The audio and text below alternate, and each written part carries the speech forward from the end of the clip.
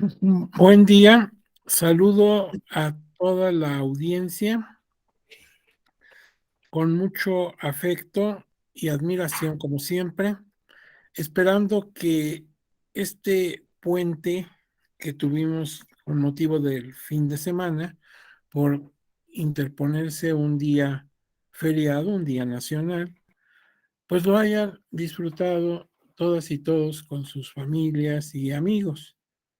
Y sobre todo les haya servido para recuperar un poquito de ánimo, de fuerza, para continuar sus actividades el primer día laborable, que es ahora día martes. Y pues vamos a continuar con nuestro tema. Nuestro tema se refiere al procedimiento especial sancionador, que por sus siglas lo conocemos como el PES, y que tenemos la idea de en estas dos jornadas de trabajo, la del viernes y la de hoy, observar su desarrollo, cómo se tramita, se sustancia y se resuelve. En la clase pasada hablamos del procedimiento ordinario sancionador, el POS. Ahora vamos a hablar concretamente de nuestro tema, el PES. Y si nosotros queremos saber sobre este punto, lo correcto es consultar a detalle los artículos 470 a 477 de la Ley General de Instituciones y Procedimientos Electorales.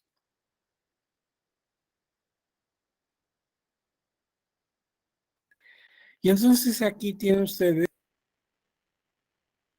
de una forma gráfica los aspectos de procedencia del PES y el objeto de este procedimiento especial sancionador.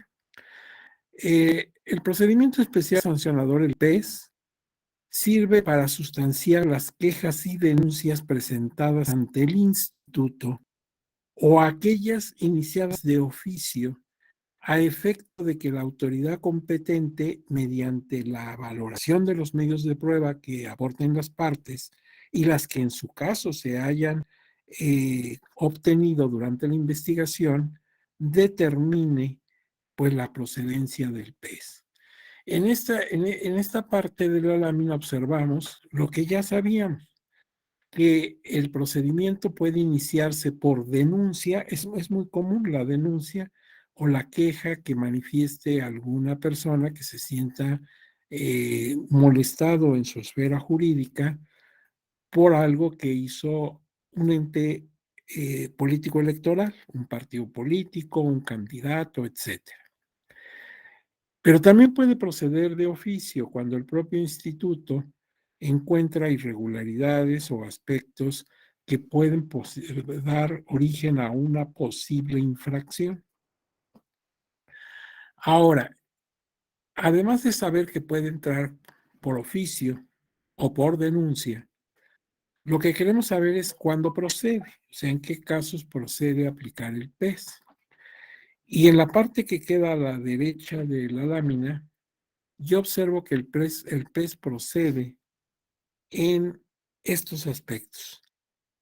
Cuando se violen las reglas establecidas en la base 3 del artículo 41 de la Constitución Política de los Estados Unidos, o cuando también de esa Constitución se viole el artículo 134 constitucional.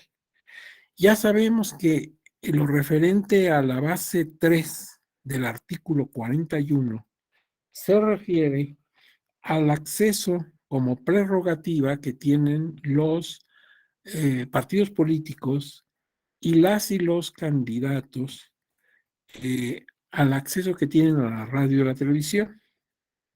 Y en cuanto al artículo 134 constitucional, se refiere a la propaganda gubernamental. ¿En qué forma durante los procesos electorales debe desarrollarse esa propaganda?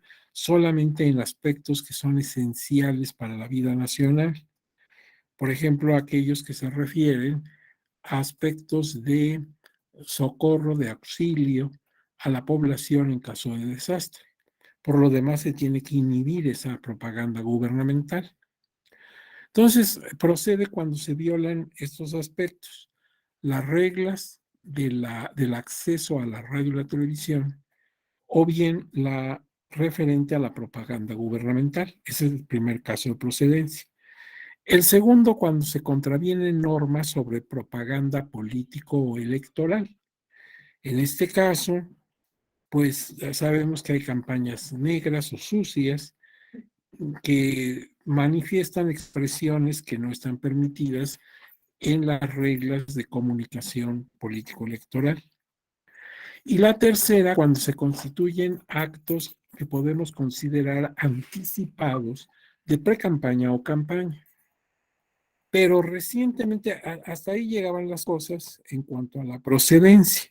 Entonces eran en realidad tres posibles vías de procedencia para el PES. Pero en reciente reforma publicada en el Diario Oficial de la Federación, el 13 de abril del año 2020, se agregó también el caso de que en cualquier momento, cuando se presenten denuncias o de oficio, porque acuérdense que puede ser de oficio o por denuncia, por hechos relacionados con violencia política contra las mujeres en razón de género. Esto es una disposición nueva y bueno, se ha implementado que debe ser conocida y resuelta a través del procedimiento especial sancionador. Entonces eran tradicionalmente tres aspectos que conocía de procedencia el PES y ahora se agrega este asunto de la violencia contra las mujeres en razón de género.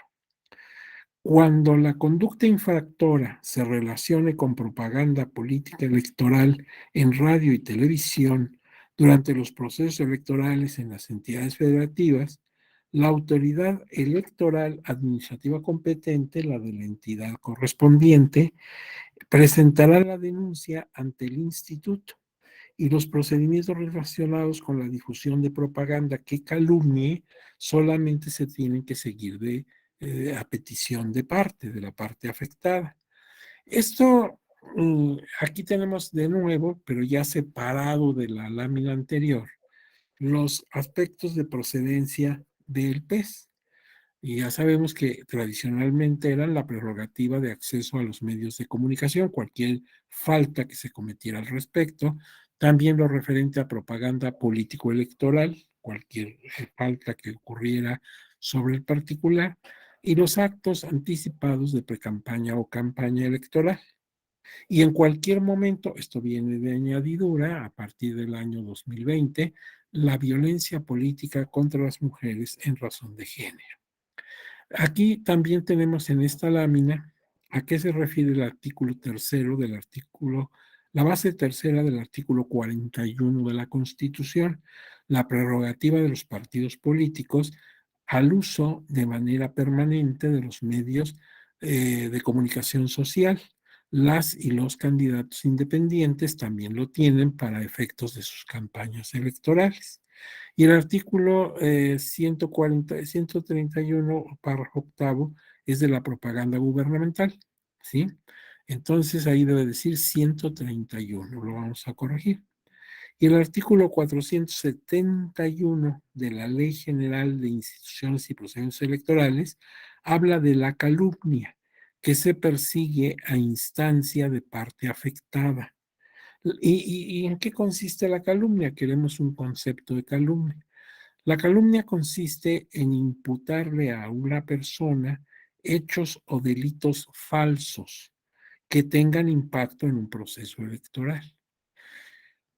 Entonces puede ser el caso de que utilizando la propaganda electoral se afirme que alguien cometió actos ilícitos, pero basándose en falsedades, esto no ocurrió, y esto desde luego mancha su imagen como candidato y promueve la no votación para esa persona.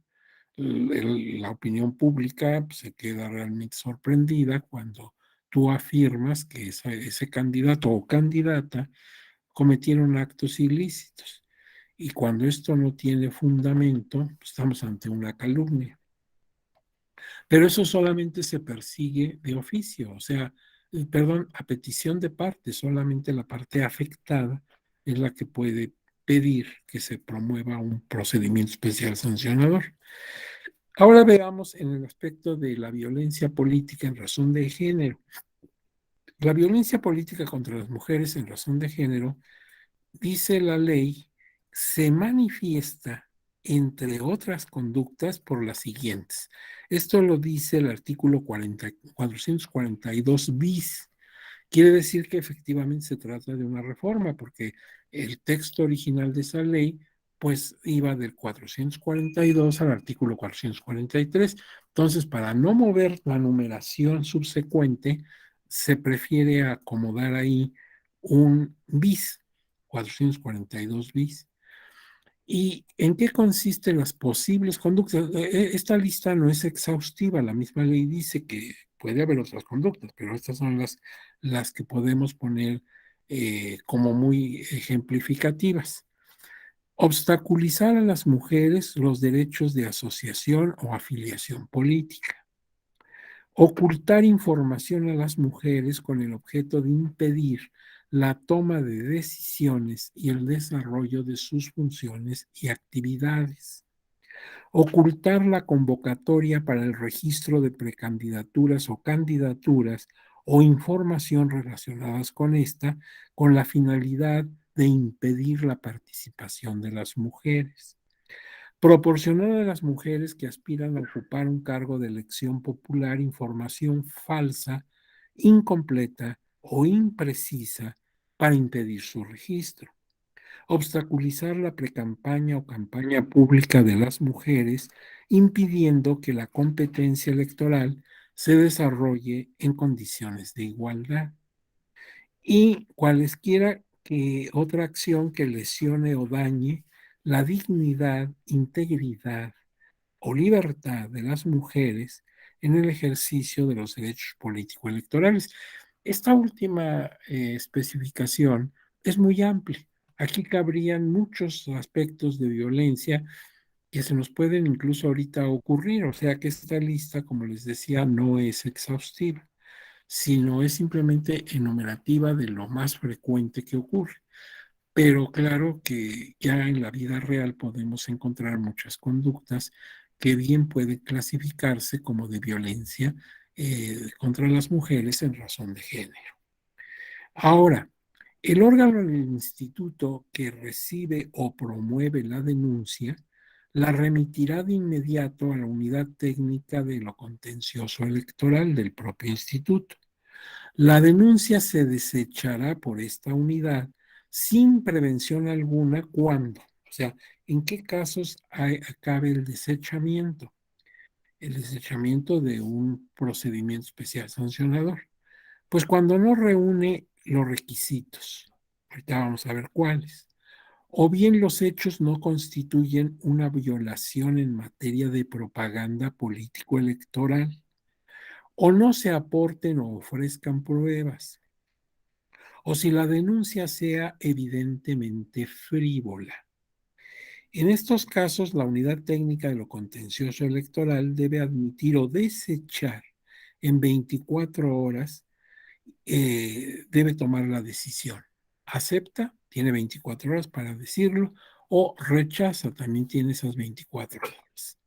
Si desecha, en caso de que decida desechar, notificará al denunciante en un plazo de 12 horas por escrito e informará de ello a la sala regional especializada para su conocimiento.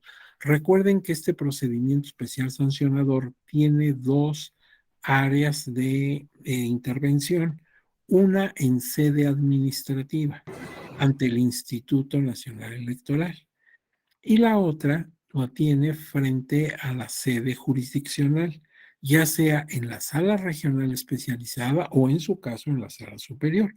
Por ejemplo, aquí para efectos de que fue desechada, pues la persona que se ve afectada por ello puede acudir a la Secretaría, a la sala regional especializada. Por eso, la unidad técnica de lo contencioso electoral debe tener 24 horas para aceptar o desechar. Y en caso de que deseche, debe notificarle al interesado, a quien presentó su denuncia, en un plazo de 12 horas por escrito y paralelamente informar a la Secretaría Regional, perdón, a la Sala Regional Especializada la decisión que tomó, para efectos que si el afectado quiere acudir a la sala a, a impugnar esta resolución de desechamiento, pueda hacerlo. Ahora bien, lo que nos interesa entonces es entender qué es frivolidad. Al respecto existen desde luego jurisprudencia tanto de la Suprema Corte de Justicia de la Nación como del propio tribunal. Pero la propia ley, en su artículo 440, un artículo de la Ley General de Instituciones y Procedimientos Electorales, nos señala cuándo puedes considerar frívola una, una denuncia, en este caso. Primero, cuando la demanda o promoción con pretensiones que no son alcanzables jurídicamente porque no están bajo la tutela del derecho. Entonces, lo que tú pretendes, lo que tú quieres a través de esa denuncia, no es jurídico. Es decir, quizás sea un asunto de índole político, sociológico, cosas así, pero que no están al amparo del derecho. Entonces, no se te puede satisfacer tu pretensión. Dos, cuando se refieren a hechos falsos o inexistentes y no presentas pruebas que pudieran manifestar que sí son ciertos. Entonces, pues es evidentemente frívola. Has interpuesto este medio de denuncia para que se levante un procedimiento especial sancionador, pero sobre hechos que son falsos o inexistentes. O bien se refieren a hechos que no constituyen violaciones a la ley electoral. O si se basan, sería la cuarta opción, en opiniones o documentos periodísticos de carácter meramente noticioso, informativo, sin otro medio de prueba. Estas aportaciones de periódicos o de revistas son muy endebles, en realidad solamente causan indicios. Entonces, si tú nada más basas tu denuncia en lo que se publicó en tal o cual diario, pues es muy posible que te lo deseche. Sobre esto también sí hay jurisprudencia del tribunal en el sentido de que tal vez si los medios de prueba que estás presentando vienen de distintos autores y de distintos periódicos y coinciden en lo esencial, y si tienes además pruebas que no sean de esta naturaleza, sino otro tipo de pruebas que refuercen lo que se está diciendo en la noticia, pues se puede tener mayor validez tu prueba. En este caso, pues sería cosa de ver el caso concreto. Pero en principio, si nada más te estás basando en periódicos, en lo publicado en diarios, pues es muy posible que sí se te deseche. Ahora, esa frivolidad se sanciona. Se sanciona valorando el grado de frivolidad y el daño que se hubiera generado al órgano institucional si se hubiera tomado en cuenta tu demanda y se hubiera levantado todo un procedimiento especial sancionador, se hubiera gastado tiempo, recursos y esfuerzo en algo que de entrada era inútil. Entonces, la frivolidad cuando se presenta normalmente, es decir, lo más, digamos, usual, es que tengas una amonestación. Se te amonesta por parte de la autoridad porque pues estás presentando un documento evidentemente frívolo que no conduce a nada. Bueno, te hacen una llamada de atención que como viene de autoridad, pues sí, es una sanción dolorosa en el sentido de que te pone en evidencia, en el mejor de los casos, como una persona inoportuna. Entonces, sí se sanciona lo más frecuente con una amonestación. Y aquí esta lámina pone de una manera más manifiesta, más objetiva, lo que acabamos de decir, por ejemplo, las causales de desechamiento del procedimiento especial sancionador y cómo la unidad técnica de lo contencioso electoral notificará al denunciante dentro de un plazo de 12 horas en el caso de un desechamiento y lo tiene que confirmar por escrito.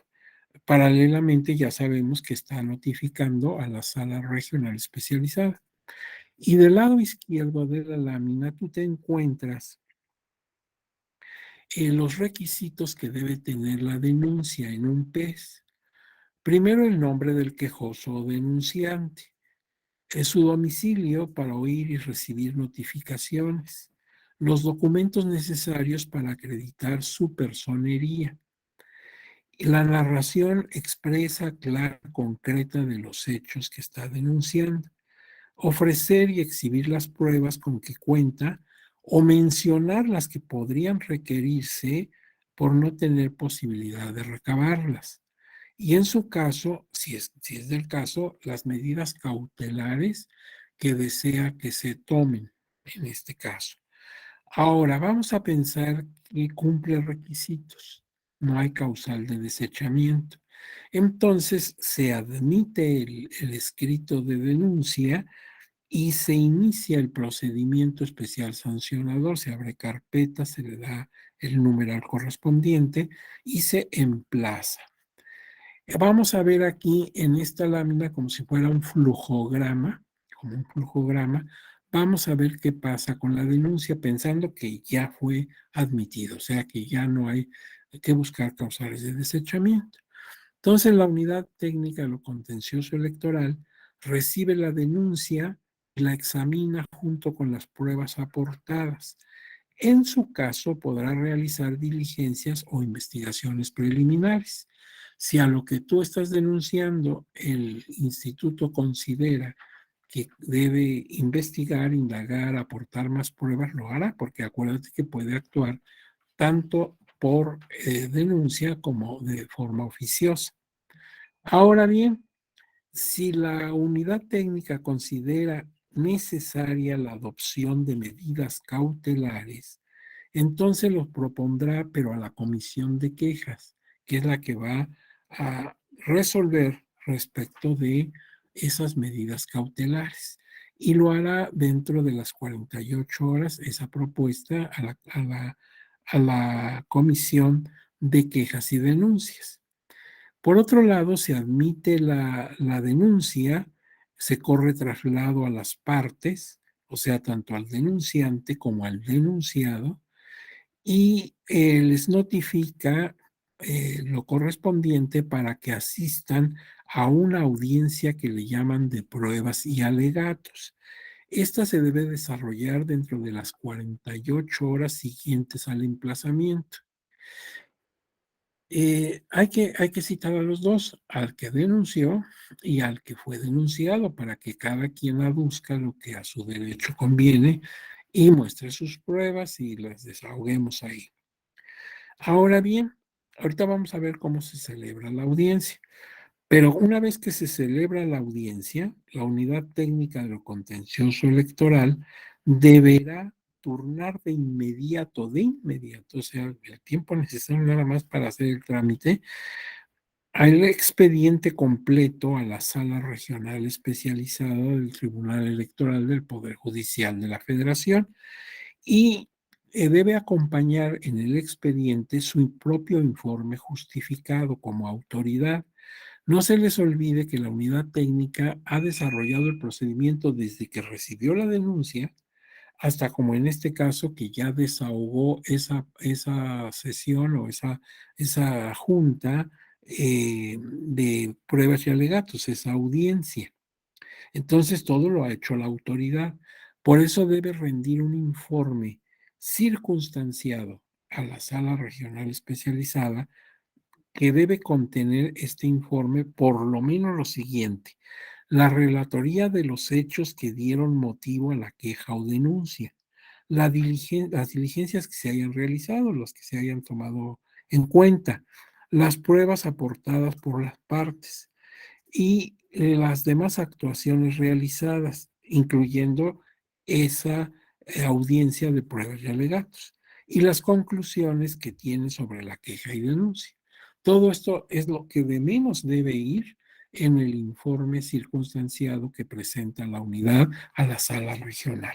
Entonces, manda todo el expediente, incluyendo este informe. Por eso es muy importante la audiencia de pruebas y alegatos. ¿Cómo se debe desarrollar? Se lleva a cabo de manera ininterrumpida, o sea, de que empieza hasta que termina.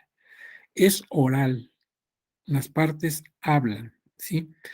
Y la conducirá la unidad técnica de lo contencioso electoral. Ella es la que va conduciendo, la que va moderando esa audiencia. Levanta constancia de lo ocurrido, ¿sí? O sea, se levanta un acta de lo ocurrido. Solo se admitirán pruebas documentales y técnicas, nada más. Estas, las técnicas, si el oferente aporta los medios para tal efecto. O sea, que sean pruebas, sí técnicas, pero que podamos, sin ninguna medida especial, con los aparatos que se cuenten a la mano, las podamos desahogar. Por ejemplo, un video. Bueno, pues el video es sencillo, lo podemos colocar en nuestros dispositivos y todos observamos lo que ahí sucede o lo que ahí se grabó. Si faltan las partes, la audiencia de todas maneras se lleva a cabo, de manera que no tiene mayor trascendencia. Lo único que resulta es que pues, la parte que no asistió no pudo aportar pruebas realmente, si tenía algunas, y no puede alegar lo que a su derecho convenga. O sea, el perjuicio es para el que faltó. Primero deberá hablar el denunciante y no más de 30 minutos para resumir los hechos que denuncia y para que se vean sus pruebas, se desahoguen sus pruebas. Si se actúa de oficio, la unidad técnica de lo contencioso electoral actuará como denunciante y solamente estará la parte denunciada. Luego hablará, una vez que ya habló el denunciante, le damos otros 30 minutos al denunciado. Entonces tiene igual 30 minutos para explicar lo que a su derecho convenga y que se desahoguen sus pruebas, todo. Las que, pues una vez que han pasado esos 30 minutos, la unidad técnica de lo contencioso dará a las partes o a sus representantes que pueden llevar una sola vez más la palabra, pero no más por 15 minutos. O sea, hablaron primero cada una de las partes, habló 30 minutos. Ya en la segunda ronda, por decirlo así, solamente hablarán máximo 15 minutos. Y eso para cerrar, para concluir, para decir lo último que quieran sobre sus alegatos propios y lo que aduzcan a su derecho. Ahora bien, la sala regional especializada que ha recibido ya todo el expediente, incluyendo esa acta circunstanciada de la audiencia de pruebas y alegatos y el informe justificado de la unidad técnica, la sala regional la va a recibir y entonces es competente la sala regional especializada para resolver el procedimiento especial sancionador. Ahora bien, si la sala advierte al analizar el expediente, al recibir el expediente, que hay omisiones o deficiencias en la integración o en su tramitación, así como violación a las reglas establecidas por la Ley General de Instituciones y Procedimientos Electorales, podrá realizar u ordenar al instituto la realización de diligencias para mejor proveer. Bueno, pues una vez que se encuentre debidamente integrado el expediente, ya con todo lo que se anexó, y además tomando en cuenta que si encontró que podía haberse hecho otras diligencias, se le han pedido al instituto que la realice, que aporte otros documentos, en fin, pues ya teniendo el expediente integrado, dentro de las 48 horas, él o la magistrada ponente en la sala regional especializada deberá, pues, tener el proyecto de resolución y ponerlo a consideración de sus compañeros, compañeras de pleno, para que analicen el proyecto. Y entonces, cuando ya pasaron esas 48 horas, el Pleno resolverá el asunto en sesión pública en un plazo de 24 horas, contadas a partir de la distribución del proyecto. Entonces, si lo vemos, los tiempos son muy breves. Una vez que se ha cerrado ya el expediente, ya ha quedado cerrada la instrucción, tiene todos los documentos necesarios para elaborar su proyecto, lo debe elaborar en 2 días, 48 horas. Y una vez que lo tiene, distribuirlo a los demás compañeros o compañeras del pleno.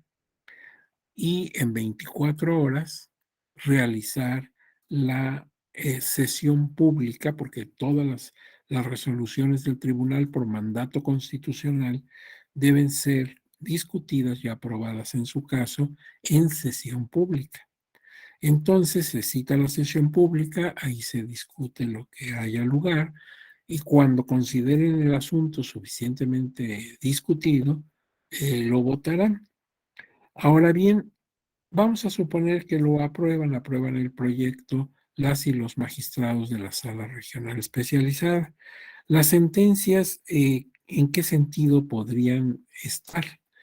Pues la primera, en declarar la inexistencia de la violación y revocar en su caso medidas cautelares. La otra, pues imponer sanciones, determinar que sí hubo infracción y establecer la sanción correspondiente que tiene por la comisión de la infracción. Son las dos posibilidades que tiene la sentencia que dicte la sala regional especializada. Ahora bien, la presentación de denuncia por propaganda transmitida en medios distintos a la radio y la televisión.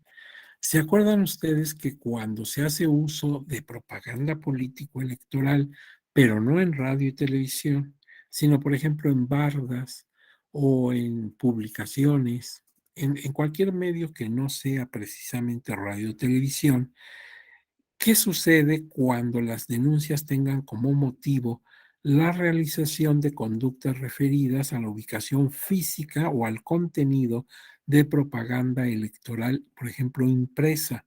O a propaganda de pinta de barras o en cualquier otro diferente a la radio y la televisión, o cuando se refieren a actos anticipados de precampaña, campaña relacionados con este tipo de propaganda, no por televisión y por radio, sino en pintas de bardas, en mantas o en cualquier otro medio que no sea radio y televisión.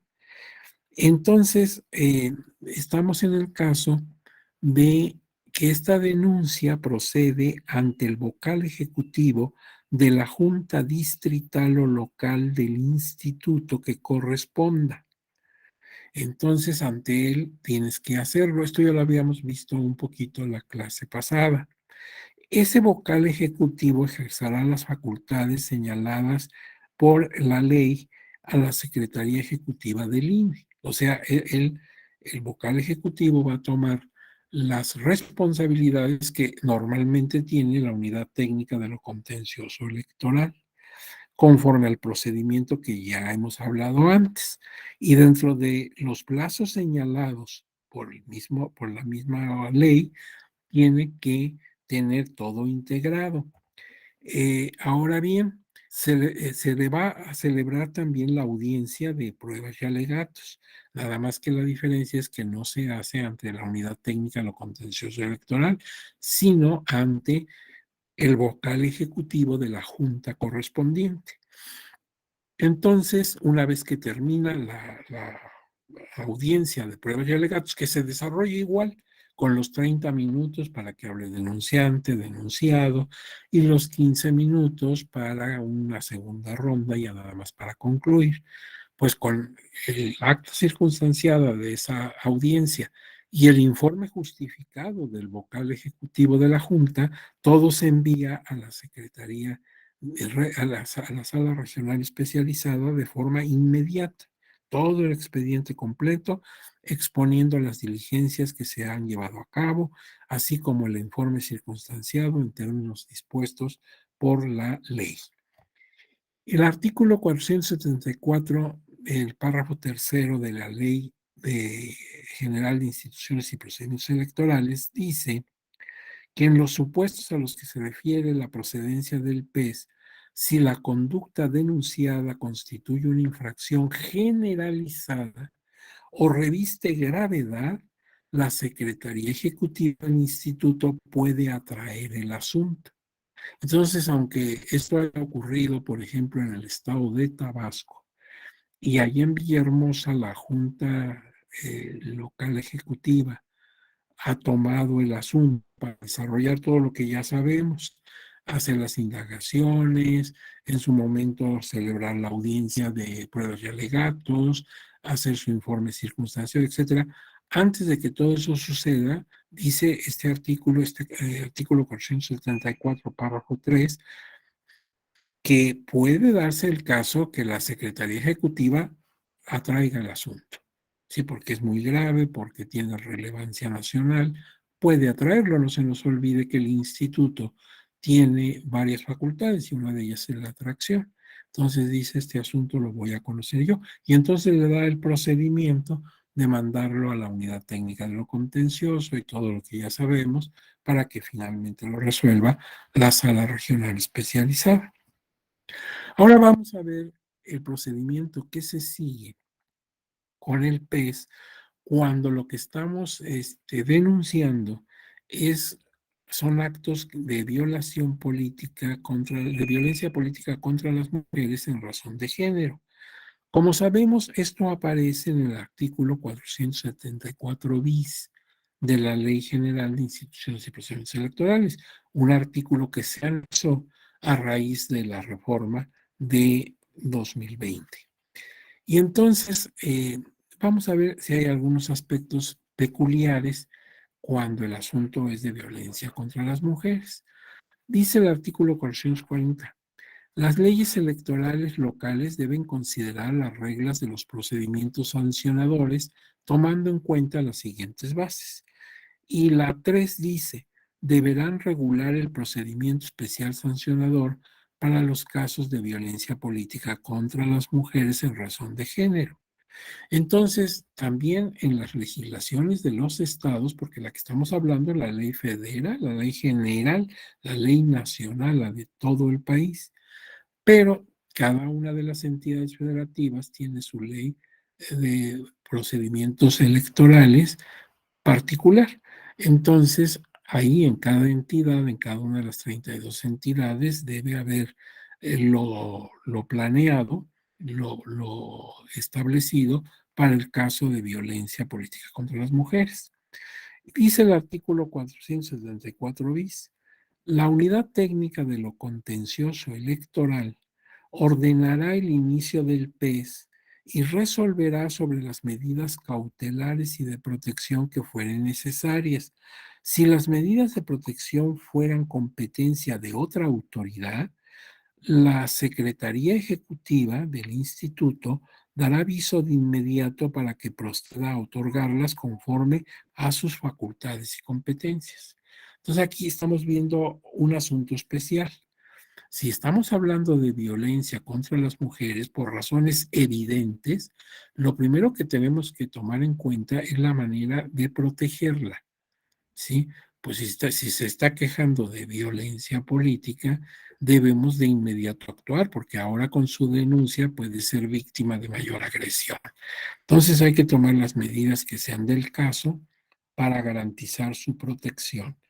Y si esas medidas las tiene que tomar otra autoridad, pues de inmediato la Secretaría Ejecutiva del Instituto dará los pasos necesarios para avisar o pedir a esas otras autoridades que procedan a la protección de esta denunciante.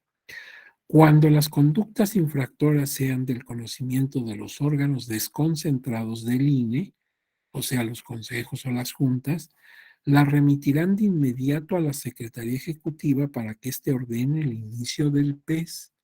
Entonces aquí ya vemos otra diferencia. De inmediato tiene que actuar la Secretaría Ejecutiva para levantar el PES, ya sabes, a través de la unidad técnica y todo lo demás.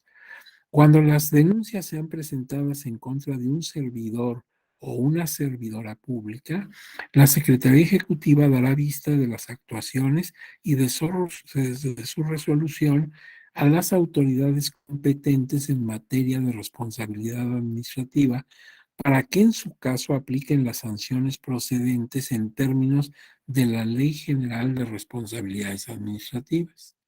Entonces, si nosotros observamos, sí, el tratamiento es un poquito más severo, tiene algunos aspectos que no son los ordinarios en un procedimiento especial sancionador, pero hay una razón para ello. Está garantizar la seguridad de la persona que denunció. Dice que la denuncia en estos casos debe contener lo siguiente: el nombre de la persona denunciante con firma autógrafa o huella digital en su caso, el domicilio que establece para oír y recibir notificaciones, la narración expresa de los hechos en que basa su denuncia, ofrecer y exhibir pruebas con que cuente o en su caso mencionar las que habrán de requerir por no tener posibilidad de recabarlas, y la unidad, y en su caso, las medidas cautelares para la protección, si es que las está solicitando, si no es que de oficio el propio instituto las va a otorgar. En esto de las pruebas, se ha establecido que la carga de la prueba fundamentalmente corre a cargo del denunciado. Porque es obvio que si la mujer es la violentada, la que está amenazada, la que está sufriendo la agresión, pues no le van a dar oportunidad de tener pruebas. Sería muy raro que la persona que la está violentando le ofrezca las pruebas. Entonces aquí es al revés. Aquí se rompe el principio de que el que afirma debe probar. Aquí más bien el que niega debe probar. Ahora bien, si la unidad técnica del contencioso electoral debe admitir o desechar la denuncia en un plazo mayor, no mayor de 24 horas posteriores a la recepción de la denuncia, tal resolución deberá ser confirmada por escrito y se informa de inmediato a la sala regional especializada del tribunal para su conocimiento. Ahora, esto sí es igual eh, respecto del procedimiento especial sancionador en general. La unidad técnica del contencioso electoral desechará la denuncia cuando no se aporten o ofrezcan pruebas, sea notoriamente frívola o improcedente. Cuando la unidad técnica admita la denuncia, emplazará a las partes para que comparezcan a una audiencia de pruebas y alegatos que tendrá lugar dentro del plazo de 48 horas posteriores a la admisión. En el escrito respectivo se le informará a la persona denunciada de la infracción que se le imputa y se le correrá traslado de la denuncia con sus anexos, claro, para que aduzca en su momento lo que a su derecho convenga. En lo procedente, el desarrollo de la audiencia de pruebas y alegatos y su traslado a la sala regional especializada del tribunal se desarrollará conforme lo que ya sabemos. Los 30 minutos para cada quien, se desahogan sus pruebas y esto tienen 15 minutos adicionales cada una de las partes para concluir todo lo que tengan que aducir. Y la denuncia presentada ante los OPLES, o sea, las entidades federativas, así como los procedimientos iniciados de oficio, deberán ser sustanciados en lo conducente de acuerdo al procedimiento que ya sabemos se establece para el PES en general. Ahora, atribuciones de la Sala Regional Especializada.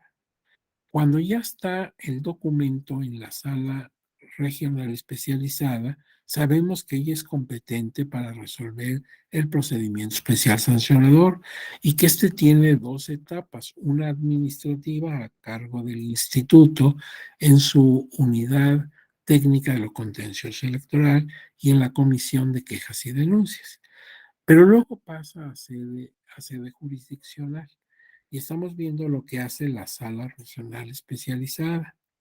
Al recibir el expediente del PES, sea de cualquier naturaleza, la presidencia de la sala lo turna a ponencia de acuerdo al orden que tenemos en el libro respectivo.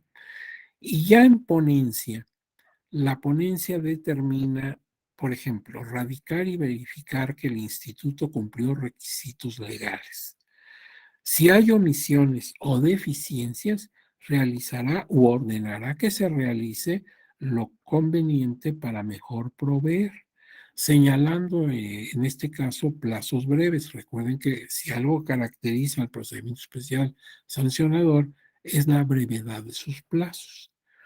Si persisten las violaciones, a pesar de que se requirió al instituto que realizara algunas acciones, podrá imponer medidas de apremio, independientemente de la responsabilidad administrativa de la o los servidores del instituto que no cumplieron oportunamente y puntualmente con lo que les está pidiendo la sala regional. Ahora, vamos a pensar que ya se integró el expediente. Dentro de las 48 horas siguientes se pondrá el proyecto de sentencia a la consideración de las otras ponencias. Entonces, pues tiene la posibilidad de hacer en 2 días su resolución y circularla entre las otras ponencias. Y en un plazo de 24 horas contadas a partir de que fue distribuido el proyecto, el Pleno de la Sala lo discute y aprueba en sesión pública. El artículo 477, ya sabemos, nos da los efectos de la sentencia en un PES, de cualquier naturaleza que sea el tal PES. Declarar la inexistencia de violación y revocar medidas cautelares. O bien, pues determinar que si hubo sanción y en consecuencia, que si hubo infracción y en consecuencia, pues qué sanciones son las que les va a aplicar a los infractores. La resolución del PES en asuntos diferentes a los enunciados en el artículo 474.1, inciso C de la ley. Los consejos o juntas distritales conocerán y resolverán aquellos asuntos diferentes a los enunciados en el artículo 474.1, inciso C de la ley, y sus determinaciones serán impugnadas ante los consejos o juntas locales o en su caso ante el Consejo General del Instituto, según corresponda su resolución, y sus resoluciones serán definitivas. Bueno, pero estos son casos diferentes en los cuales estamos hablando de un procedimiento totalmente administrativo. Entonces, esto es otro problema muy diferente al del PES. Y ya sabemos que hay facultad de atracción. Si la conducta denunciada constituye una infracción generalizada o reviste gravedad, la Secretaría Ejecutiva del Instituto puede atraer el asunto. Entonces lo saca del conocimiento de una entidad federativa y lo puede atraer a su propia jurisdicción.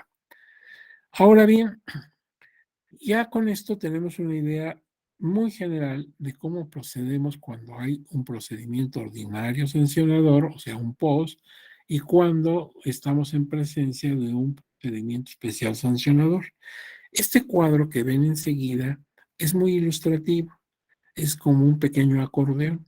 Si hubiera examen, que no lo va a haber, no se asusten, pero si hubiera examen para acreditar este diplomado, pues esto podría ser muy buen acordeón porque de una manera muy objetiva nos señala la diferencia entre el procedimiento especial sancionador y el procedimiento ordinario sancionador.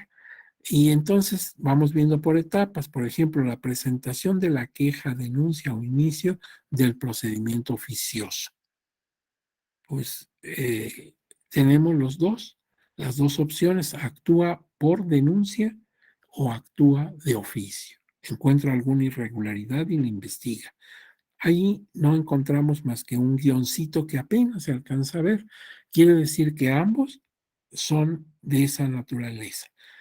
Se levantan los procedimientos ordinario o especial, sancionadores, tanto por denuncia como por oficio, en los dos casos. Se ratifica la denuncia o queja Para esto, en el ordinario tiene 3 días para ratificar, en el especial no hay esa ratificación, por eso está en blanco. Entonces ahí ya encuentro una diferencia. En un caso hay ratificación de la denuncia o queja y en el otro no. También hay una remisión a la unidad técnica en el ordinario de 48 horas y en el especial es inmediatamente. Inmediatamente implica nada más lo necesario para remitir la denuncia ante la unidad técnica de lo contencioso electoral. Pues ahí sí ya hay diferencia. La prevención se hace 3 días, o sea, si algo faltó, si se encuentra alguna situación en la denuncia, tienes 3 días para poderlo arreglar. En el caso del PES no hay tal prevención, entonces no hay tiempo de que tú puedas aportar o mejorar tu denuncia. La admisión en el ordinario es de 5 días y el especial son 24 horas. Acuérdate que tienes 24 horas para decidir qué vas a hacer, vas a desechar o vas a admitir. En el ordinario son 5 días. Ahora, en el emplazamiento, no, en medidas cautelares, tienes 24 horas para resolver dentro de los 5 días para admitir. Y en cambio, en el procedimiento especial sancionador, dentro de las 48 horas previstas para celebrar la audiencia, debes tomar la decisión sobre medidas cautelares. El emplazamiento y contestación, 5 días para contestar posteriores al emplazamiento. Aquí son 48 horas a partir del emplazamiento y 30 minutos en la audiencia. Para la investigación, 40 días, este plazo puede incluso ampliarse otros 40 días más, lo vimos el viernes, y en caso del especial sancionador, la unidad técnica de lo contencioso electoral puede ordenar diligencias de investigación preliminares en un plazo razonable, idóneo y proporcional, o sea, mucho más breve. Vista con la investigación, 5 días para alegatos y en cambio en el especial tienes 15 minutos a cada parte de la audiencia. En el proyecto de resolución tiene 10 días el ordinario. Este plazo puede ampliarse otros 10 días más que nos harían 20 y en cambio en el especial se tienen 48 horas para resolver. Luego la remisión a la Comisión de Quejas y Denuncias es en 5 días y aquí solamente en caso de medidas cautelares tienes 48 horas en el especial sancionador. La sesión de la Comisión de Quejas y Denuncias, un día para convocar a sesión que debe celebrarse no antes de 24 horas. En el especial no hay tal, está en blanco. En caso de ser rechazado el proyecto, el plazo se manda para una nueva elaboración, se tienen 15 días. Aquí no hay tal. ¿Por qué no lo hay? Porque acuérdate que en el especial sancionador no está en sede administrativa, sino que una vez que terminó la audiencia de pruebas y alegatos, se envía todo a la sala regional especializada. Entonces ya no cabe todo lo demás que diga. Dice remisión al Consejo General, no se establece plazo, aquí es inmediatamente. Sesión de realización del Consejo General, 3 días posteriores a la entrega del proyecto y en cambio en el caso del especial son dentro de las 24 horas posteriores a la entrega del proyecto.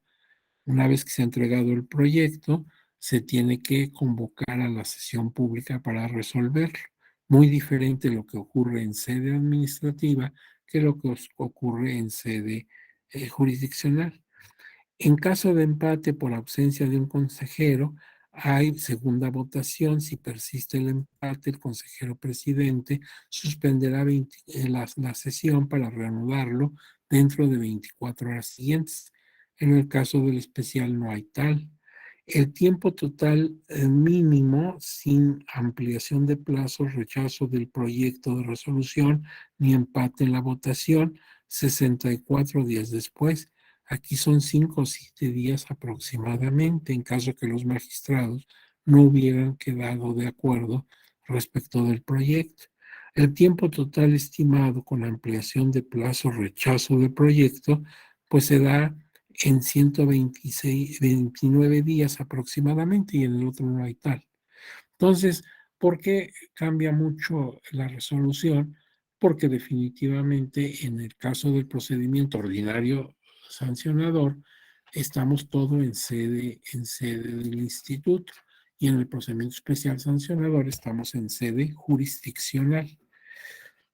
También hay que recordar que existe el recurso de revisión del PES. Esto lo vamos a encontrar en la Ley General del Sistema de Medios de Impugnación en materia electoral. El artículo 109 de esa ley establece el recurso de revisión del PES que procede en contra de sentencias de la Sala Regional Especializada. O sea, la sentencia que dictó la Sala Regional Especializada en un PES todavía es recurrible a través del recurso de revisión y en ese caso conocerá y resolverá de manera definitiva la Sala Superior. También sobre las medidas cautelares que emita el instituto. En las medidas cautelares, la decisión la toma la Comisión de Quejas y Denuncias del instituto. Y si no estamos de acuerdo con que las tomó o no las tomó, podemos presentar nuestro recurso, pero este lo conoce y resuelve Sala Superior. Y también el acuerdo de desechamiento del instituto. La Sala Superior es competente para conocer y resolver este recurso de revisión. Son 3 días de plazo para impugnar desde el momento que sabes de la resolución que quieres impugnar, desde el momento que fuiste notificado, salvo si se trata de medidas cautelares. Si no te concedieron o te concedieron medidas cautelares que tú no deseabas, entonces tienes 48 horas para poder interponer tu recurso de revisión dentro de esas 48 horas. Y el artículo 110 dice que son aplicables para el recurso de revisión las reglas que establece la ley y en particular las que establecen el recurso de apelación. Si yo veo la Ley General del Sistema de Medios de Impugnación en materia electoral, veo que es una ley que tiene muy pocos artículos, tiene solamente 110 artículos de fondo más transitorios. Y precisamente los dos últimos, el 109 y el 110, corresponden al recurso de revisión del procedimiento especial sancionador de competencia exclusiva de la Sala Regional Especializada. Entonces, sobre este punto, por eso me dice primero en qué cabe, cuál es la procedencia del recurso de revisión que va a conocer Sala Superior, contra sentencias que haya dictado la Sala Regional Especializada, respecto de medidas cautelares que emite el Instituto y el acuerdo de desechamiento del INE. Sobre eso conoce directamente la Sala Superior en recurso de revisión. Y me dice también los plazos, que son de 3 días a partir de que fuiste notificado de lo que vas a impugnar, salvo que se trate de medidas cautelares que ahí te dan pues 2 días, te dan 48 horas a partir de que te enteraste de que te concedieron o no te concedieron medidas cautelares.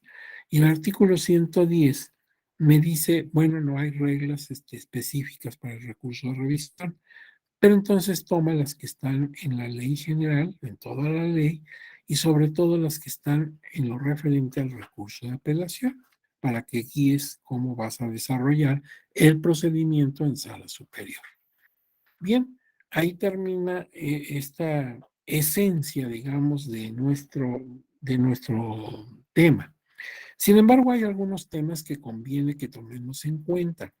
La individualización de la sanción. Cuando se ha cometido una infracción o falta, que son similares, son términos similares, podemos utilizar uno u otro, se trata de una violación a una normación o una normatividad administrativa. no se trata de delitos. Sin embargo, quiero alertar una cosa. Algunas de las conductas pueden, con cierta medida y en ciertos casos, convertirse en delitos. Por ejemplo, en lo que hace a las mujeres, a la violencia de las mujeres, cuidado porque en principio constituye una falta administrativa, pero si vas a la Ley General de Delitos Electorales, algunas de esas conductas pueden ser tipificadas como delitos y estaríamos ya hablando de otra cosa, y estarías entrando al campo de la Fiscalía especializada en delitos electorales. Bueno, pero entonces, cuando se trata de meras infracciones, entonces se debe imponer una sanción, no una pena. Y entonces, ¿cómo podemos individualizar la sanción? O sea, ¿cómo podemos ya aplicarla al caso concreto? Porque la ley es muy amplia, dice de tanto a más cuánto, etcétera. Pero ya en el caso particular, ¿cómo vamos a medir? ¿Cómo vamos a individualizar la sanción? Entonces, aquí, pues, principio, tenemos que determinar dicha sanción.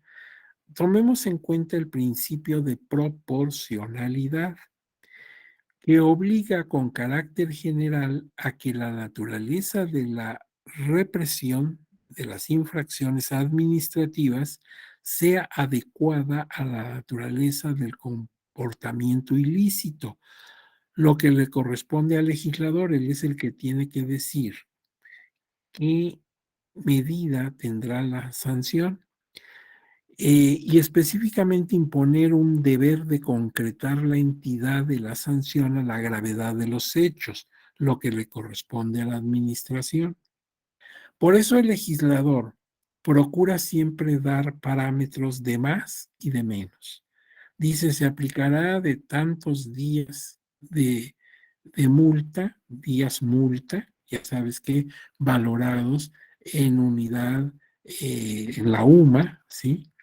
De unidad de medida y actualización, y dice de tanto a tanto, o sea, lo menos y lo más.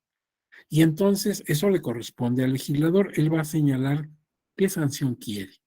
Y eso debe depender de la falta que está sancionando, en qué medida es grave o en qué medida es leve. Entonces, eso lo dice la ley, te da parámetros de más a de menos. Y dentro de esos parámetros, ahora sí, la persona que aplica la sanción es la que debe determinar en el caso concreto y con las características que ocurrieron, cuál es la que conviene entre ese mínimo y ese máximo.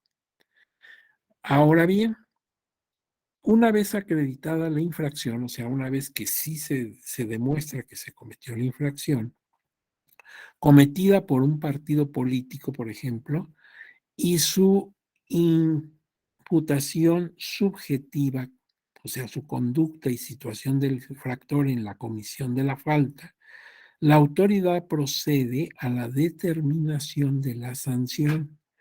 Y si éste establece un mínimo y un máximo, graduar o individualizar lo que le corresponde de acuerdo con la ley, que era lo que decíamos. La ley, el legislador siempre te pone mínimos y máximos, de tanto a más cuánto. Y entonces dentro de ese intermedio, ahora sí le toca al juzgador determinar qué le corresponde a ese partido, por ejemplo, en el ejemplo que se está señalando, dada las características específicas de la infracción que cometió. La calificación de las faltas que se considere demostradas, tarea a cargo del órgano sancionador, debe comprender el examen de los siguientes aspectos. Si tú eres el juzgador, el legislador ya cumplió su tarea, ya dijo, esto se castiga de tanto a más cuanto. Para mí, la gravedad de esto, de mínimo más tanto y de máximo tanto. Ya el legislador cumplió su cometido, lo que él le corresponde. Ahora, tú juzgador, tienes que tomar en cuenta lo siguiente. ¿Qué tipo de falta fue? ¿Fue con acción o fue con omisión? Porque se puede causar una infracción, se puede cometer una infracción haciendo o dejando de hacer lo que tenías que hacer. Entonces, primero hay que determinar, ¿fue una acción o una comisión? ¿Fue haciendo o no haciendo? Ahora, en ambos casos hay dos elementos, un elemento subjetivo y un elemento objetivo. El elemento subjetivo es la responsabilidad y los objetivos son dos, los hechos y las consecuencias. Los hechos y las consecuencias son objetivos porque están a la vista de todos y están documentados con pruebas. Ocurrió esto. ¿Y qué consecuencias tuvo la infracción? Esto. Si afectó la esfera jurídica de otras personas, las afectó en tal medida. Eso es dimensionable, eso es medible. La responsabilidad es subjetiva porque tenemos que entrar a ver la intencionalidad que tuvo o no tuvo el, el infractor. Precisamente ahorita lo vamos a ver en otra lámina. Mira, aquí lo tienes, la responsabilidad. La responsabilidad primero califica la conducta y la situación especial del infractor. En cuanto a la conducta, hay que determinar si fue dolosa o culposa. Como sucede en los delitos, por ejemplo, en general, la dolosa es con intención, quiso hacerlo, fue su voluntad. La culposa es negligencia, es torpeza, es apatía, no puso atención. Por eso esto es subjetivo, porque no está a la vista de todos. Tenemos que entrar a la mente del sujeto y corroborar si fue dolosa o culposa su intención. Y pues al igual que en el delito, no es lo mismo un delito doloso que un delito culposo. En la culpa, pues fue una negligencia, una falta de cuidado. En la dolosa hubo intención, hubo deseos de infraccionar la norma. Entonces no es lo mismo que yo no haya presentado mis documentos a tiempo porque no estaba enterado del plazo, porque me confundí, porque me distraje, a que no los entregué con toda intención de no entregarlos. Entonces, por eso es subjetivo este elemento. Pero ahora veamos dentro de la responsabilidad otros aspectos. La reiteración de la falta. ¿Es la primera vez? ¿No ha habido otra? ¿O constantemente estamos violentando la norma? Lo cual pues hace ver que la infracción es mayúscula. Eh, y también la reincidencia. Reincidir significa volver a hacer. Reiteración quiere decir que la falta está cometiéndose sin descanso, a tracto sucesivo. Entonces hay que ver cuál fue la infracción y qué carácter tuvo. Y el enlace personal entre el autor y su acción. Y en el caso contrario, en la conducta, de resultar relevante los medios utilizados, o sea, mediante qué medio se valió para cometer la infracción. La valoración sistemática de una misma obligación distinta en su connotación a la reincidencia.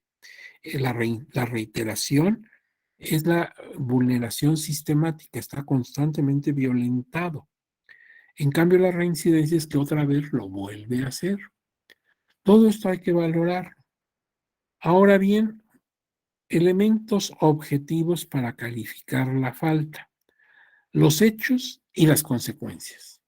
En cuanto hacia los hechos, la singularidad o pluralidad de las faltas acreditadas. No es lo mismo que haya cometido una falta a que haya cometido dos o tres a la vez. Las circunstancias en que se cometió la infracción, ya sabes, tiempo, modo y lugar.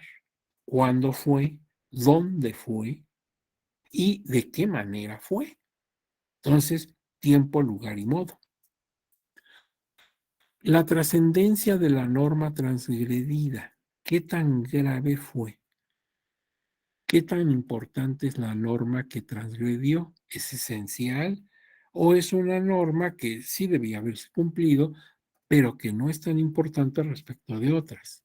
Y las consecuencias, los resultados o efectos que sobre los objetivos, o sea, los propósitos de creación de la norma, cuando el legislador hizo la norma, pues en qué sentido afectó esa intención del legislador y los intereses o valores jurídicos tutelares se generaron o pudieron producirse. Entonces, imagínate si la infracción es respecto de la presencia de niños, niñas o adolescentes en spots que sucede, bueno, qué tanto afectó a su imagen como niños, niñas o adolescentes ese spot. Entonces no es lo mismo que se tratara de personas adultas. Todo esto tienes que tomarlo en cuenta para finalmente determinar que le toca tanto dentro de esos parámetros de más y de menos que señala el legislador.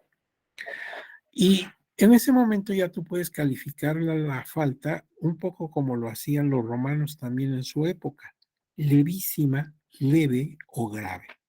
Hay tres opciones. La levísima es una falta insignificante, una pequeña falta. Falta al fin, pero de pequeñas consecuencias, que solamente no caería en ellas una persona exageradamente prudente, exageradamente cumplidora de la ley. O sea, muy puntual, muy quisquillosa. Solamente una persona con mucho cuidado en sus actos no caería en una levísima falta a la ley. Otra que ya es un poquito mayor de trascendencia, que es la leve, en donde sí debiste haber puesto cuidado, y otra que es grave, generalmente coincide con las dolosas, cuando tú francamente quisiste realizar la infracción. Ahora, esto nos lleva entonces a considerar las faltas o infracciones como ordinarias, especiales o de mayor envergadura, y dentro de ello la particularmente grave y la infracción sistemática, la que constantemente estás realizando. Todo esto tenemos que determinarlo, pero ya sobre el caso concreto. Por eso ahí es muy importante tomar en cuenta cómo lo hizo, dónde lo hizo, cuándo lo hizo, cuáles son los intereses jurídicos que quieres tutelar, como en mi ejemplo, niños, niñas y adolescentes, por supuesto las mujeres o las personas integrantes de pueblos, comunidades indígenas o afromexicanas, o si fue una agresión a personas con discapacidades o capacidades diferentes, pues no es lo mismo que no tenga esa agravante. La autoridad electoral deberá tener en cuenta las circunstancias que rodean la contravención en la norma administrativa, entre otras las siguientes: la gravedad de la responsabilidad, que es la calificación de la infracción o de la falta, en que se incurrió, y la conveniencia de suprimir prácticas que infrijan las disposiciones de la ley. Para ello precisará la norma violada, su jerarquía constitucional, legal o reglamentaria. ¿Qué fue lo que violentó? ¿Una norma constitucional o una norma legal o un reglamento? Claro, entre mayor sea la jerarquía de la norma, más grave es. El valor protegido y el bien jurídico tutelado. No vaya a ser que esté involucrado pues un bien que tiene prioridad, como es el caso de la defensa de los derechos político-electorales de la mujer, o como te decía, de los niños, niñas y adolescentes, etcétera. El efecto producido por la transgresión y el peligro o riesgo causado por la infracción y la dimensión del daño. Todo esto en general es lo que tiene que tomar en cuenta la persona que va a aplicar la sanción, que va a determinarla. Como ven, es una tarea compleja y mucho más lo será si tienes en cuenta que el proyecto de resolución, por ejemplo, en el PES, es de 48 horas para las ponencias. Entonces tienes horas para hacer todo este ejercicio y ver en el caso concreto con todo cuidado si la aplicación que se está dando es correcta o no.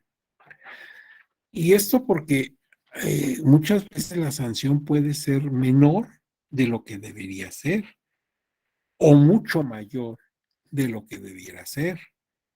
En ambos casos es desproporcionada y en ambos casos podría ser recurrida, por ejemplo, ante la sala superior, y la sala superior pues daría realmente pues, una resolución que podría ir en detrimento de la que dio la sala regional especializada, modificando de manera mayúscula o minúscula esa aplicación de sanción. Entonces, por eso hay que hacer ese ejercicio con mucho cuidado para que no sea modificada o revocada en su caso por una decisión que se tome en una instancia superior. La autoridad electoral deberá tener en cuenta las circunstancias que rodean la contravención de la norma administrativa, entre otras, las condiciones socioeconómicas del infractor, las coincidencias externas y los medios de ejecución, la reincidencia en el incumplimiento de obligaciones, en su caso el monto de beneficio, lucro o daño o perjuicio derivado del incumplimiento, en qué medida le benefició ese incumplimiento. Claro, el beneficio se va a anular, pero en qué medida pensaba él obtener un beneficio. Ahora bien, el grado de intencionalidad o negligencia, ¿qué tan negligente fue? Hay veces que francamente no puedes concebir que la persona involucrada en esto haya sido tan negligente, casi parece una necedad, como que lo hizo intencionalmente. Y entonces, bueno, la negligencia es mayúscula. Otras agravantes o atenuantes, como todo en el derecho sancionador, ya sea penal o sea administrativo. Los precedentes resueltos por el tribunal también es muy importante, cómo ha decidido el tribunal en casos similares en anteriores ocasiones. Y ahí es cuando la jurisprudencia o las tesis postuladas por el tribunal se vuelven importantísimos, porque ahí nos da a conocer la manera como ha interpretado el tribunal en otras ocasiones estas disposiciones. Adicionalmente, la Sala Superior del Tribunal ha considerado en casos específicos que también se debe tomar en cuenta los siguientes elementos: si hay unidad o multiplicidad de irregularidades, o sea, si se dio una o se dieron varias irregularidades a la vez, si el partido o la agrupación política, si es el caso, presenta o no condiciones adecuadas en cuanto al registro y documentación de sus ingresos. O sea, por una falta que cometió, es posible que le revisen todo al partido. Si siempre ha cumplido o si siempre ha tenido problemas para cumplir, pues eso obra en su favor o en su contra. Si ocultó o no la información, otra situación interesante: si de espontáneamente entregó las cosas, los documentos, los libros que le pedían, o si trató de ocultarlos. Si con la individualización de la multa no se afecta sustancialmente el desarrollo de las actividades del partido político de la agrupación. Es decir, vamos a sancionarlo, pero no al grado de que pues le afecte ya en el desarrollo de sus actividades. Entonces, todas estas cosas hay que tomarlas en cuenta para individualizar la pena. Como ven, no es una tarea sencilla, más bien es una tarea muy, muy compleja. Y lo admirable en el caso del procedimiento especial sancionador es que tienes muy poquito tiempo para determinar tantos aspectos: modo, tiempo, lugar, intención dolosa o simplemente culposa, etcétera, etcétera. Ahora bien, principios dispositivos e inquisitivos.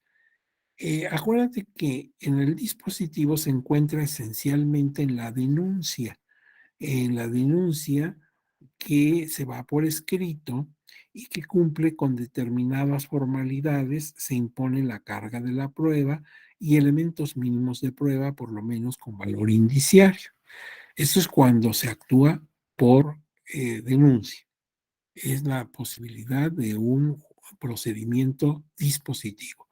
Pero también se puede denunciar por inquisición. Yo ya platiqué de esto de la inquisición en la clase del viernes. En este caso, pues las autoridades tienen la obligación de seguir las reglas correspondientes al procedimiento, incluso investigar lo que tengan que investigar. Y lo pueden hacer desde antes de que se establezca el procedimiento, o bien ya una vez denunciado el la conducta irregular, pues de realizar las investigaciones que sean del caso. El principio de prohibición de excesos o abusos de autoridad en el ejercicio de las facultades discrecionales. Las molestias que causemos a terceros deben ser, pues, las necesarias, las mínimas, y además deben ser medidas idóneas, o sea, medidas que realmente, pues, sean convenientes para la indagación de los hechos. En las disposiciones encaminadas a la obtención de elementos de prueba, la autoridad estimará la gravedad de los hechos denunciados, la naturaleza de los derechos enfrentados, así como el carácter del titular del derecho, debiendo precisar las razones por las que se inclina por molestar a alguien en su derecho en aras de preservar otro valor. A eso le llamamos proporcionalidad. Entonces, significa que, pues, tú vas a causarle las molestias a terceros en tus investigaciones en la medida que es necesario y solamente porque tienes enfrente la necesidad de proteger un derecho que ha sido violentado. Entonces, toda la actuación, tanto en el procedimiento ordinario como en el especial sancionador, debe tener esas características, que sea idóneo, que sean medidas o intervenciones mínimas, o sea, molestias mínimas, y que pues sean proporcionales al derecho que tú quieres proteger. Igual que en el caso de los delitos, la conducta debe estar tipificada, debe estar señalada con precisión en la norma para que la conducta que se realizó se adapte exactamente como si fuera un molde, se adapte exactamente a la conducta descrita. Entonces, la tipicidad que implica la descripción de la conducta, en el caso del derecho penal del delito, en el sancionador administrativo, la infracción, la conducta realizada debe quedar exactamente como si fuera un molde, entrar perfectamente dentro del tipo descrito por la ley. El principio de exhaustividad, otro principio que hay que tomar en cuenta, impone el deber de agotar cuidadosamente en la resolución todos y cada uno de los planteamientos hechos por las partes durante la integración de la litis, en apoyo de sus pretensiones sobre el valor, los medios de prueba aportados o alegados, igualmente en el proceso. Entonces, la exhaustividad es un principio que obra en todo proceso judicial de la naturaleza que tú digas, civil, penal, fiscal, en este caso electoral. Tenemos que agotar todo lo que las pretensiones que se establecieron, todos los puntos que se dieron a conocer de los hechos, todo lo que se adujo en ellos, tanto de una parte como de la otra, dar respuesta a todo lo que se está manifestando por las partes. No puede quedar nada sin resolver. El principio de legalidad, pues quiere decir que todas las medidas que tome la autoridad deben estar basadas irrestrictamente en las disposiciones de la ley. En los principios procesales de concentración, inmediatez y celeridad. Aquí, sobre todo el último, el de celeridad, es muy importante, porque sobre todo en el procedimiento especial sancionador, los plazos, como hemos visto, son mínimos, son contados en horas. Eh, entonces, pues sí, es necesario tomar en cuenta estos principios, por ejemplo, el de la concentración. El procedimiento en su totalidad debe conocerlo el mismo órgano jurisdiccional o el mismo órgano administrativo competente en un número limitado de etapas y actuaciones procedimentales. Ya sabemos que esto se cumple a integridad en el POS, en el PES no, porque el PES tiene sede administrativa primero para tramitar y sustanciar el expediente. Y una vez que concluye la audiencia de pruebas y alegatos, entonces debe pasar a sala jurisdiccional a conocimiento de la sala regional especializada.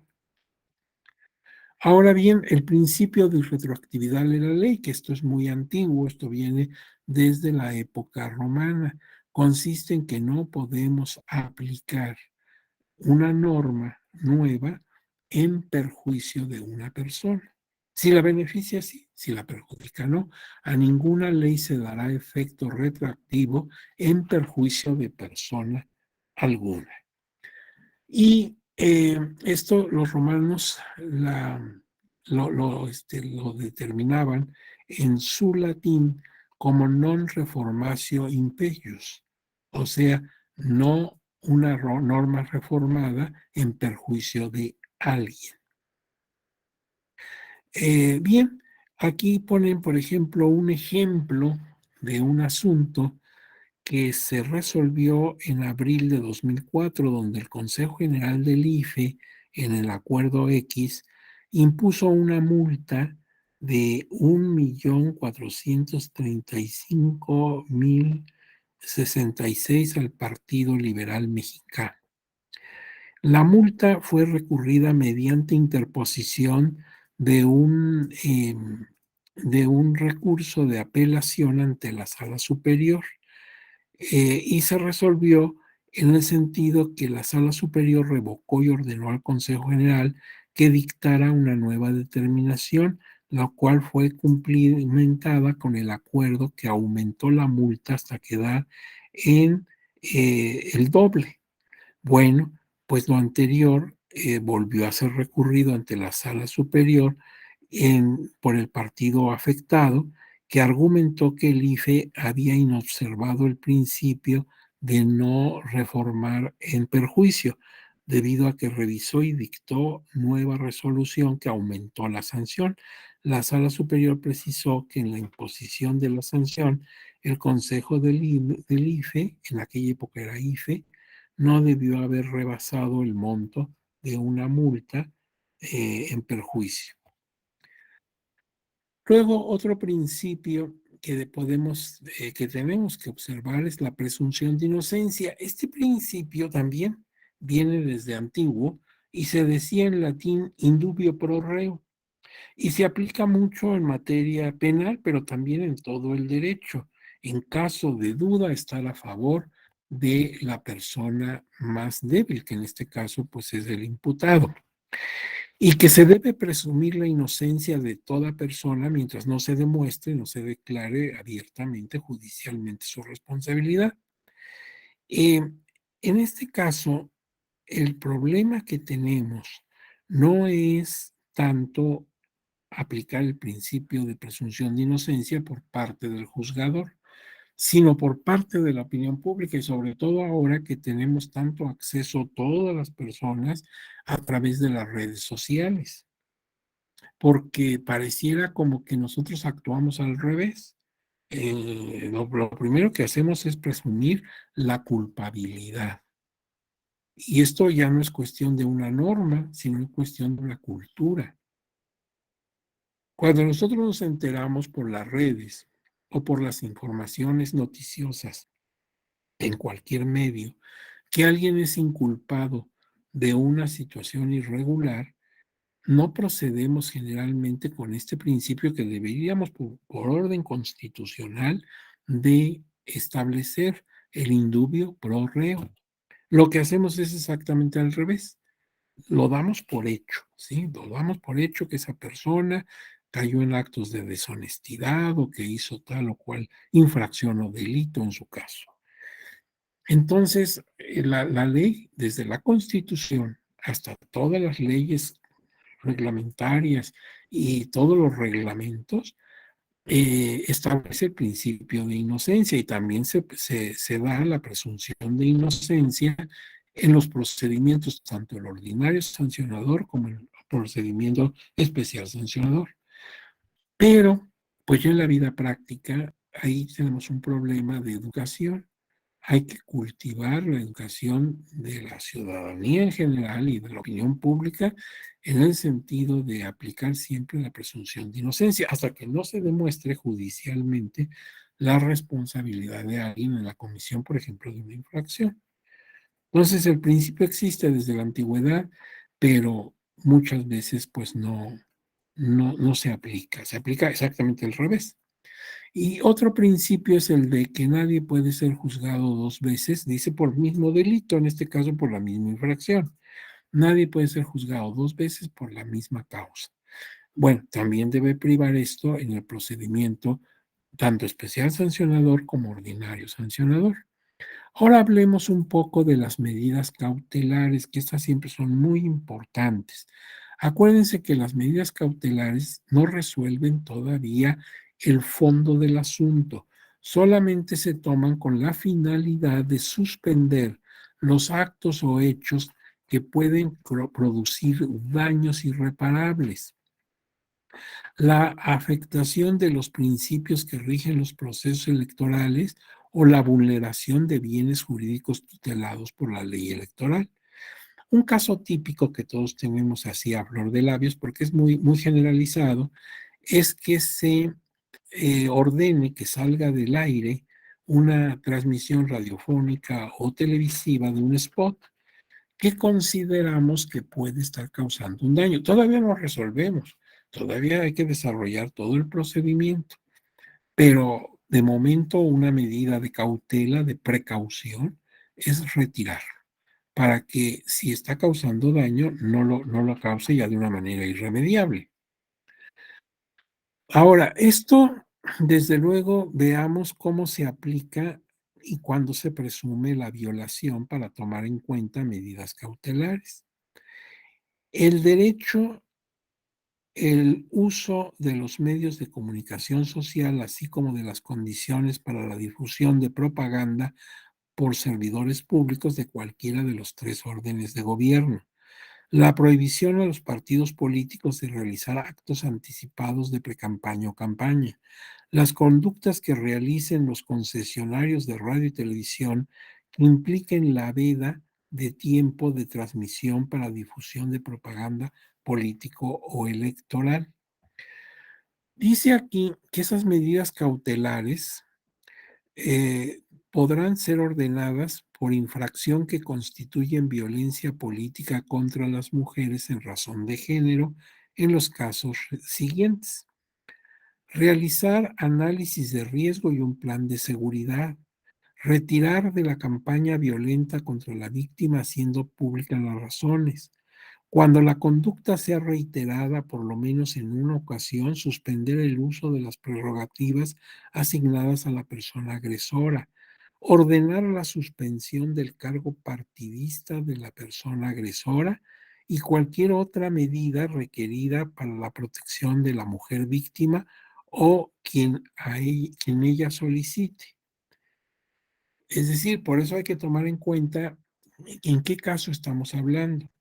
Cuando se están tutelando derechos de grupos que llamamos sospechosos, sospechosos en el sentido de que son víctimas de marginación tradicional, pues las medidas tutelares o cautelares deben ser de inmediato, porque pues el que se esté desarrollando esa actividad puede causarles un daño irreversible.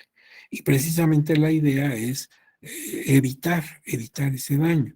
La autoridad resolutora deberá ordenar las medidas de reparación integral que correspondan, considerando cuando menos lo siguiente: la indemnización a la víctima, la restitución inmediata en el cargo que fue obligada a renunciar por motivos de violencia, la disculpa pública y las medidas de no repetición. En esto de las medidas cautelares, hay una frase que se emplea tanto por la Suprema Corte de Justicia de la Nación como por el Tribunal Electoral del Poder Judicial de la Federación, que nos habla de la apariencia del buen derecho. Esta expresión, apariencia del buen derecho, es una expresión que tomamos de la doctrina española. fueron los tribunales españoles los primeros en utilizar esta frase. Y aparentemente, pues es una frase que no tiene mucho sentido, porque si es derecho, necesariamente es bueno. El derecho no nos puede incitar a realizar cosas indebidas. Entonces, en un parámetro de una moral muy, muy tajante de bueno y malo, el derecho siempre nos tiene que convocar a realizar cosas positivas. Sería terrible un derecho que nos incitara a realizar actos contrarios a la moral y al orden público. Entonces, en principio, todo derecho es bueno. Por eso los romanos en su tiempo hablaron de la bonitas del derecho. Quiere decir que el derecho es bueno, por naturaleza es bueno, o nos incita a hacer cosas buenas. Entonces eso de apariencia del buen derecho, pues no tendría sentido, sería como un pleonasmo. Incluso alguien se preguntaría, bueno, ¿y cuál es el mal derecho? Me gustaría conocer cuál es el derecho malo. Pues no, no lo hay. Si es derecho, es bueno. Entonces, ¿qué quiere decir la doctrina española y los tribunales tan altos de nuestro país que utilizan esta expresión? Bueno, ya como ellos lo expresan, tiene un sentido muy concreto y muy aceptable. La medida del buen derecho, la apariencia del buen derecho, se da cuando a la simple vista de lo que ocurre, te das cuenta que no es conforme a derecho lo que está sucediendo y por eso concedes medidas cautelares. Entonces yo escucho el spot o veo el spot en televisión y por lo que alcanzo a ver, sí puede causar un daño a una persona, a un partido político, a un candidato, en fin. Digo, esto no me gusta, no me parece adecuado. Es posible que aquí haya una infracción a la ley. Entonces, de momento, sin que obre más, vamos a tomar la medida de retirarlo del aire. Y ya vendrá todo el procedimiento. Ya en el procedimiento se verá si efectivamente es violatorio de las reglas a la propaganda político-electoral o no. Pero por lo pronto yo lo retiro porque el que esté pasando cada determinado tiempo en la televisión está causando daño, a mi manera de ver. Por eso ahí sí cabe la expresión apariencia del buen derecho. Estoy diciéndolo todavía sin entrar al fondo, simplemente en lo que alcanzo a ver, así, a primera instancia o a escuchar, si es una transmisión radiofónica, lo que alcanzo a ver o escuchar en una primera instancia. Y entonces determino que, pues, por lo pronto sí caben esas medidas cautelares. Y ya después se resolverá si las tomamos bien o mal. Pero eso ya es un procedimiento que como quiera se lleva algún tiempo. Aún el procedimiento especial sancionador se lleva unos días. Bueno, pero por lo pronto yo ya retiré el spot para que no siga causando efectos y para que no vaya a ser que cuando se tome la decisión de quitar y sancionar, pues ya causó un daño que puede ser irreversible. Las medidas cautelares. En su evaluación preliminar, la autoridad deberá fundar y motivar las medidas cautelares, o sea, decir por qué y con base en qué de la ley las está tomando. Las condiciones de las que depende su aplicación, por ejemplo, la existencia de un derecho y el temor fundado de que mientras se resuelve el procedimiento desaparezcan las circunstancias que hagan posible la reparación del daño que pudieran causar, que justifique que la probable afectación, todavía probable, se pueda reparar y que la medida es razonable, adecuada y proporcional a la conducta ilícita. Aquí estaría precisamente la apariencia del buen derecho. Yo así a simple vista observo que lo mejor es retirar para evitar que causen mayor daño. De este modo, la Unidad Técnica de lo Contencioso Electoral propone a la Comisión de Quejas y Denuncias del Instituto que ordene la suspensión inmediata de los hechos denunciados y que ordene la suspensión de la transmisión de promocionales en radio y televisión. El acuerdo podrá otorgar un plazo no mayor de 48 horas para que los obligados la cumplan. Para el caso de propaganda que se difunda en radio y televisión, la comisión ordenará a los concesionarios, así como a los partidos políticos que correspondan, la suspensión de la transmisión en un plazo no mayor de 24 horas a partir de la notificación del acuerdo. Esto explica por qué algunas ocasiones los concesionarios de radio y televisión hacen consulta al instituto y en su caso al tribunal, diciéndole, oye, instituto o tribunal, según a donde dirijan su consulta, tengo este problema, hay esta situación, ¿la debo yo transmitir de acuerdo a lo que dice? O mejor me abstengo para que tú lo resuelvas, etcétera, porque yo como concesionario no quiero caer en una situación de irregularidad frente a la ley, dado que la ley también me contempla a mí como concesionario como posible sujeto infractor y me impone sanciones. Entonces yo no quiero violar la norma, no tengo ningún deseo de hacerlo. A mí me llega esto, el partido fulano quiere que lo transmita y yo pues de primera instancia veo que esto puede ser atentatorio. Ahora, yo no soy quien para determinarlo. Por eso te consulto. ¿Tú ves bien esto o no lo ves bien? Pues sí, tienen razón en hacer esa consulta porque podría causar algún problema y podrían verse involucrados en una situación de infracción. Ahora, la audiencia será conducida, esto ya lo vimos, cómo se realiza la audiencia y vamos a ver jurisprudencia. Desde luego hay muchísima jurisprudencia al respecto de tanto del procedimiento ordinario sancionador como del especial sancionador, pero algunas tesis y jurisprudencias que consideramos interesantes para el caso son las siguientes.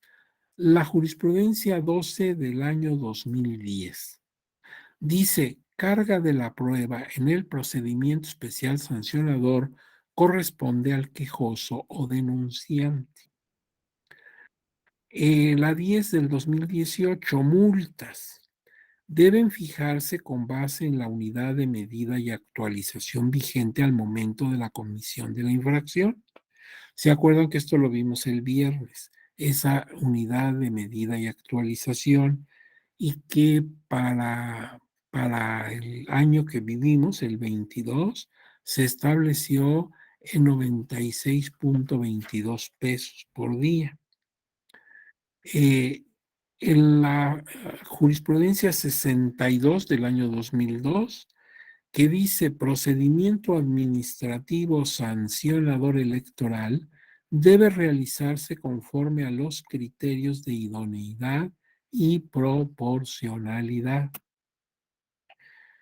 Ya hemos visto esto. En la 5 del 2015, medidas cautelares. Los actos relativos a su negativa o reserva son impugnables mediante el recurso de revisión del procedimiento especial sancionador dentro del plazo de 48 horas.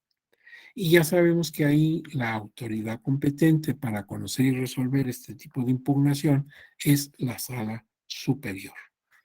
Bueno, pues con esto hemos agotado el tema que nos trajo a consideración estas dos sesiones. Incluso hemos visto más allá de lo que estábamos obligados a hacer, porque hemos visto paralelamente el desarrollo del POS para compararlo con el PES, ¿sí? Y ver en qué medida sí son diferentes. Y hemos hablado también de la individualización de la pena, que esto pues ya podría ser motivo de otra explicación aparte. Pero bueno, esto nos ha permitido el hecho de que contamos con el tiempo suficiente para desarrollar esta temática. Entonces ahora, en los minutos que nos quedan, vamos a aprovechar pues para escuchar comentarios o preguntas de ustedes si no tienen inconveniente. A ver, vamos a proceder, voy a proceder a dejar de compartir Y ahora, pues no sé si tienen alguna pregunta sobre este asunto. En su diplomado de procedimiento especial sancionador y derechos humanos, es obvio que este tema es importantísimo. ¿Y por qué lo es? Pues por la sencilla razón de que si están hablando del procedimiento especial sancionador, lo elemental, lo fundamental, lo importante es que ustedes conozcan el procedimiento para desarrollarlo tanto en su etapa administrativa como en su etapa jurisdiccional. En la etapa administrativa hay una tramitación y una sustanciación. Y ya en la etapa jurisdiccional hay una etapa de resolución, de decidir, ya considerando que no se cometió infracción ninguna y entonces revocando medidas cautelares si se tomaron, etcétera, o bien en su caso confirmando que sí hubo infracción y entonces decidiendo la sanción que corresponda, individualizando esa sanción con todos los parámetros que dimos. Entonces, bueno, sobre esa base, pues no sé si tengan alguna pregunta, alguna aclaración que hacer. Este material se los vamos a hacer llegar en el curso del día de hoy o a más tardar mañana, de manera que si no llega a sus dispositivos hoy mismo, no se preocupen, no vayan a pensar que ya nos olvidamos de ese compromiso, sino que, bueno, es probable que por la carga de trabajo, pues vengan a tenerlo en sus manos pero ahí podrán ver de nuevo todos estos documentos con más calma. Y lo importante es que conozcan muy bien la Ley General de Instituciones y Procedimientos Electorales en su parte correspondiente para lo que estamos tratando, y la Ley General del Sistema de Medios de Impugnación en materia electoral, concretamente en sus artículos últimos, en el 109 y el 110, que son los que corresponden de revisión del procedimiento especial sancionador, competencia exclusiva de la Sala Superior. Bueno, pues vamos a escuchar si es que hay alguien que tenga algún comentario. Nos quedan unos minutos que podemos aprovechar. ¿Hay algún comentario o alguna duda que tengan que expresar? ¿Está todavía Lupita por ahí? ¿Sí está Lupita? En capacitación interna. Sí, aquí estoy, doctor, a sus órdenes. A ver, Lupita, ¿habrá preguntas? ¿Tiene usted alguna? Ninguna, doctor. No.